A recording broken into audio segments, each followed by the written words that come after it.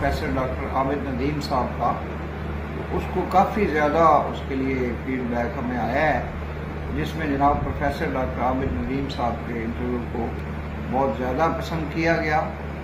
तो अब जो दूसरा हिस्सा है उनके इंटरव्यूज़ का, क्योंकि हमने ये सिलसिला जारी रखना है और उनसे न सिर्फ तालीमी मसाइल बल्कि पाकिस्तान के जो जितनी भी सूरत हाल इस वक्त है और पाकिस्तान की तरक्की और महबूद के लिए जो उनके ज़हन में ख्यालात व अफकार हैं और नई नस्ल के लिए वो किस अंदाज में सोचते हैं, क्योंकि इस वक्त माशाल्लाह उनको गवर्नमेंट कॉलेज यूनिवर्सिटी लाहौर में कुछ बहुत अहम जिम्मेदारियां ऐसी उनके सपुर्द की गई हैं, जिसकी वजह से उनसे तबादला ख्याल करना बहुत ज़रूरी हो गया है। तो इंटरव्यू का जो दूसरा हिस्सा है उसमें जनाब प्रोफेसर डॉक्टर आबिद नदीम साहब अपना तदरीसी सफ़र जो है उसके हवाले से गुफ्तगू फरमाएंगे, जिसमें मिलिट्री में भी उनका जो सारा एक तवील अरसा गुजरा और उनके जो शागिर्द हैं वो माशाल्लाह आला तरीन मनासिब पे फायज हो चुके हैं और वो बजाते खुद भी जो तदरीसी जो अमल है और तदरीसी जो सरगर्मियाँ हैं और जैसे PhD के सिलसिले में उनकी जो न सिर्फ अपनी काविशें हैं बल्कि उनके साथ भी लोग वाबस्ता हैं जो उनकी रहनुमाई में PhD कर रहे हैं। तो मैं जनाब प्रोफेसर डॉक्टर आबिद नदीम साहब से गुजारिश करूँगा कि वो अपने तदरीसी सफ़र के हवाले से हमारे जो नाज़रीन हैं जो सारी दुनिया में फैले हुए हैं और जिनमें एक बड़ी तादाद ओल्ड रावियंस की और प्रेजेंट रावियंस की है, तो उनके हवाले से आगाह फरमाएँ। ओवर टू जनाब प्रोफेसर डॉक्टर आबिद नदीम साहब। बिस्मिल्लाहिर्रहमानिर्रहीम। सर बहुत शुक्रिया आपका। तदरीसी सफ़र के हवाले से अवलीन बात ये कि अल्लाह के नबी अलैहिस्सलातु वस्सलाम ने फरमाया कि इन्नमा बुइस्तु मुअल्लिमा, मुझे मुअल्लिम बनाकर भेजा गया है।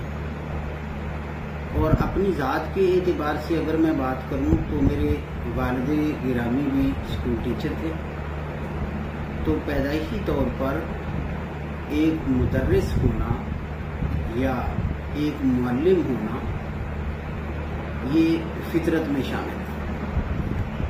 95 में जब मैंने BSc का इम्तिहान पास कर लिया तो मेरे पास फुर्सत थी, तो मैंने 2 प्राइवेट स्कूल्स में पढ़ाया। एक सनशाइन पब्लिक स्कूल था और दूसरा अल हफीज़ पब्लिक स्कूल था। अल हफीज़ पब्लिक स्कूल की बुनियाद भी मैंने रखी और बहुत अच्छा उसका रिस्पांस रहा, अगरचे इन्वेस्टर मैं खुद नहीं था। और बगैर किसी तकब्बुर के मैं ये बात अर्ज करना चाहता हूँ कि सनशाइन पब्लिक स्कूल में मैंने 1 साल पढ़ाया। उसके बाद किसी वजह से इंतज़ामिया के साथ मेरी अनबन हो गई, मैंने स्कूल छोड़ा। तो तकरीबन सारे स्कूल के बच्चे जो हैं वो स्कूल से बाहर आ गए कि जी हमने अपने उस्ताद को नहीं जाने देना। इसकी वजह ये है कि मुझे मेरे वालिद गिरामी से ये चीज़ विरासतन मिली थी कि बच्चों के साथ इंतहाई शफ़क़त से पेश आना है। उसके बाद फिर जो कुछ शऊर बेहतर हुआ तो मुझे प्रोफेसर अशफाक साहब की बात बड़ी याद आती है। उन्होंने अपनी एक गुफ्तगू में कहा था कि मुझे एक यहूदी ने, जब वो इटली में थे तो वो कहते हैं कि मुझे एक यहूदी ने कहा कि इस बात पर फोकस करना कि तुम्हारी क्लास का सबसे आखिरी तालिब इल्म भी तुम्हारे लेक्चर से मुस्तफीद हो सके। तो मैंने हमेशा ये कोशिश की है कि इबलाग बहुत साफ जानदार होना चाहिए। आप कोई भी चीज़ पढ़ा रहे हैं, जब मैं स्कूल में पढ़ाता था मैंने सबसे ज़्यादा जो पढ़ाया वो इंग्लिश और मैथमेटिक्स था। उसके बाद फिर मैं जब आर्मी में चला गया तो आर्मी में हमारे पास मैट्रिक और इंटरमीडिएट की क्लासेस होती थी। उन क्लासेस को इंग्लिश पढ़ाना, मैथमेटिक्स पढ़ाना, इस्लामियात पढ़ाना,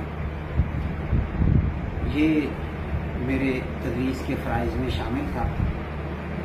और उसके बाद PhD कर ली मिलिट्री कॉलेज सुई में। हमारे पास 8वीं में एडमिशन होता था, उसके बाद ہم نے 9th کلاس، جب 8ویں کلاس 9th میں چلی گئی تو ہم نے فرسٹ ایئر کے لیے بھی ایڈمیشن کیا۔ ایک ہی سال مجھے وہاں رہنے کا موقع ملا۔ اس ایک سال میں نے 8ویں کلاس کو، 9ویں کلاس کو اور فرسٹ ایئر کلاس ان کو میں نے اسلامیات پڑھائی اور بہت اچھا ایکسپیرینس رہا۔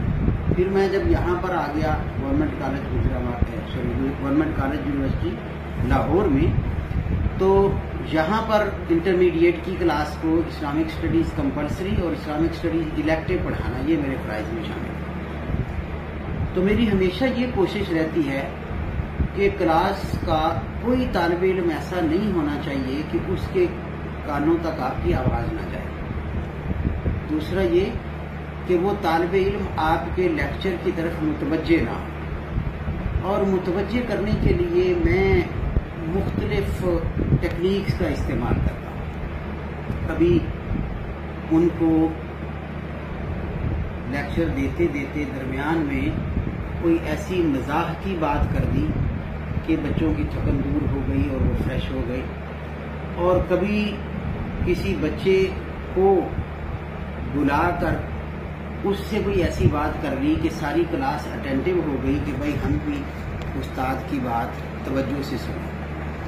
اور میں زیادہ تر اپنے بچوں کو، بعض اوقات کلاس میں بچے اکتاہٹ کا شکار ہو جاتے ہیں یا نیند آنے لگ جاتی ہے، تو میں نے کبھی کسی بچے سے یہ نہیں کہا کہ آپ سو رہے ہیں یا کیوں سو رہے ہیں۔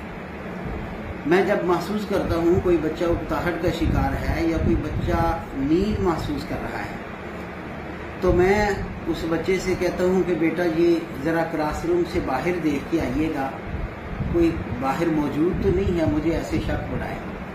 وہ بچہ جب کلاس روم کے باہر سے واپس لوٹتا ہے تو اتنے میں وہ فریش ہو جاتا ہے، اور اس بچے کو بھی احساس ہو جاتا ہے کہ مجھے اصل میں نیند آ رہی تھی، جو استاد نے مجھے باہر بھیجا اور پھر واپس بلایا۔ آج بھی ایم فل کی کلاس کو بھی میں جب پڑھاتا ہوں تو ایم فل کے بچوں کو بھی میں اسی طرح، میں جب محسوس کرتا ہوں 1.5 گھنٹے کا لیکچر ہوتا ہے، یقیناً مشکل کام ہوتا ہے 1.5 گھنٹہ بیٹھنا، تو میں جب محسوس کرتا ہوں کہ بچہ اکتاہٹ محسوس کر رہا ہے تو میں اسے کہتا ہوں بیٹا باہر ذرا جانا، یا بعض اوقات کہتا ہوں کہ بیٹا یہ ساتھ واش روم ہے، ذرا دیکھیے، وہ مجھے لگتا ہے ٹوٹی کھلی ہوئی ہے، اس میں پانی بہہ رہا ہے، تو وہ ذرا دیکھ کے آئیے گا، پانی ضائع نہ ہو۔ وہ بچہ سمجھ جاتا ہے اور وہ پھر منہ ہاتھ دھو کے فریش ہو کے پھر سے کلاس آگے بیٹھ جاتا ہے۔ تو اس کے بعد میرے پاس بی ایس آنرز میں جی میں Islamic history of Islamic civilisation, وہ میرا مضمون ہے، آج بھی ہے، اور بڑے لمبے عرصے سے میں پڑھا رہا ہوں، اور بیچ میں اسلام اینڈ سائنس بھی میں پڑھاتا رہا ہوں۔ بیسیکلی میرا پی ایچ ڈی کا جو ٹاپک ہے، جو میری اسپیشلائزیشن ہے، وہ Quranic fauna and flora in the light of Islamic literature and biology. تو یہاں میں آج سوچتا ہوں کہ اللہ تعالیٰ نے پہلے مجھے حفظ کی طرف لگایا، قرآن پاک یاد کیا میں نے، پھر اللہ تعالیٰ نے مجھ سے بی ایس سی کروائی، اور پی ایچ ڈی میں آ کر ان دونوں چیزوں کو جمع کر دیا۔ قرآن کا علم بھی جو ہے اس میں شامل ہو گیا، اور میری بی ایس سی تک کی جو باٹنی زوالوجی کیمسٹری پڑھی ہوئی تھی وہ بھی میرے کام آ گئی۔ تو میں اسلام اینڈ سائنس بھی پڑھاتا رہا، پھر میں اسلامک ایتھکس پڑھاتا ہوں، میں اسلام and modern political thoughts and movements یہ پڑھاتا ہوں، اور بعض اوقات کبھی کبھی مجھے تصوف پڑھانے کا موقع بھی ملتا رہتا ہے۔ ایم فل کی سطح پر میں ریسرچ میتھڈالوجی پڑھاتا ہوں۔ ریسرچ میتھڈالوجی بیسیکلی ایک خشک مضمون ہے بنسبت دیگر مضامین کے، کہ اس میں ٹیکنیکل باتیں ہیں کہ آپ نے تھیسز کیسے لکھنا ہے، مواد کیسے جمع کرنا ہے، حوالہ کیسے دینا ہے، اور ایک بیک گراؤنڈ ریسرچ کا وہ کیا ہے، اور اسی طرح اسلامی روایت کیا رہی ہے تحقیق کے حوالے سے، مغربی محققین تحقیق کے حوالے سے کیا کہتے ہیں، اور عملی طور پر وہ اسلامی مضامین کے حوالے سے کس حد تک تحقیق کے تقاضوں کو پورا کرتے ہیں۔ یہ ساری باتیں جو ہے نا جی، اس میں اسلام جو ریسرچ میتھڈالوجی کا پیپر ہے اس میں بچوں کو پڑھاتا ہوں، اور الحمدللہ کسی بچے کی طرف سے ابھی تک یہ شکایت نہیں آئی کہ ہمارے استاد نے ہمیں پڑھانے میں کوتاہی برتی ہے۔ تو شروع سے ہی میرے والد صاحب کی بھی مجھے یہ نصیحت رہی کہ بیٹا یہ کوشش کرنی ہے کہ آپ کے پاس جو بچہ علم حاصل کرنے کی غرض سے آیا ہے اس کو خلوص نیت سے جو کچھ آپ کے پاس ہے وہ اس کی طرف منتقل کیا جائے۔ تو اس کی وجہ سے پھر اللہ تعالیٰ نے مجھے بھی بے پناہ برکتیں عطا فرمائی ہیں۔ اللہ تعالیٰ نے میرے لیے آسانیاں ہی آسانیاں پیدا فرمائی ہیں۔ میں بہت جلد اتنا کم عرصے میں شاید ہی کوئی شخص ایسوسیٹ پروفیسر ہوا ہو۔ میں نے جس دن DC یونیورسٹی میں 5 سال کی مدت ملازمت پوری کی تھی اسی دن میں نے 7 اپلائی کر دیا تھا ایسوسیٹ پروفیسر ہونے کے لیے، اور 1 سال کے بعد تقریباً 6 سال جہاں میری سروس مکمل ہوئی تھی تو میں ایسوسیٹ پروفیسر کے طور پر جوائن کر چکا تھا۔ اور اس کی وجہ میں صرف یہ سمجھتا ہوں کہ ایک تو یہ کہ میں بہت کم عرصہ میرا ایسا گزرا ہے کہ میں فجر کے بعد 1 سپارہ قرآن پاک کی راہ نہ کی، اور دوسرا یہ کہ میری ہمیشہ یہ کوشش ہوتی ہے کہ کلاس میں جو بچہ میرے پاس آیا ہے وہ کچھ لے کر جائے اور میرے پاس جو علم ہے وہ اس کی طرف منتقل ہے۔ تو یہ میرا تدریسی تجربہ ہے جی۔ اللہ تعالیٰ بس مجھے خدمت کی توفیق عطا فرمائے۔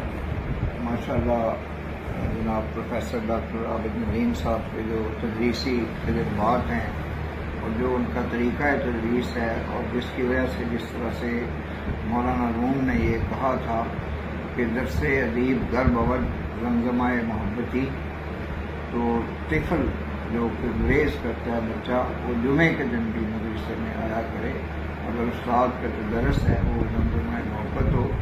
تو ماشاءاللہ میرا ان کے بے شمار اسٹوڈنٹ سے بھی رابطہ ہوا ہے جو ہمیشہ ان کی شفقت اور ان کے طریقہ تدریس کی تعریف کرتے ہیں، اور وہ بطور استاد ایک رول ماڈل بھی ہیں، دیگر اساتذہ کے لیے بھی ایک بڑی روشن مثال ہے کہ وہ عشق کی حد تک اپنے اس پروفیشن کے ساتھ اور جو تدریسی عمل ہے اس کے ساتھ ایک لگن کے ساتھ جو ہے وہ اپنا برائے سر انجام دے رہے ہیں۔ تو الحمدللہ یہ ایک دوسرا حصہ تھا جناب پروفیسر ڈاکٹر عابد ندیم کے ساتھ جو ہمارا ایک سیریز آف انٹرویوزوں میں ہے، تو میں ان کا بے حد شکر گزار ہوں کہ انہوں نے ہمارے چینل کو وقت دیا، جس کی وجہ سے نہ صرف گورنمنٹ کالج لاہور میں بلکہ پوری علمی دنیا میں اس چینل کو مزید پذیرائی حاصل ہوگی۔ تو نئے آنے والے قاضی اکرام بشیر آفیشیل یوٹیوب چینل کو سبسکرائب کریں، بیل آئیکن کو پش کریں۔ آپ کا بے حد شکریہ۔ پاکستان زندہ باد۔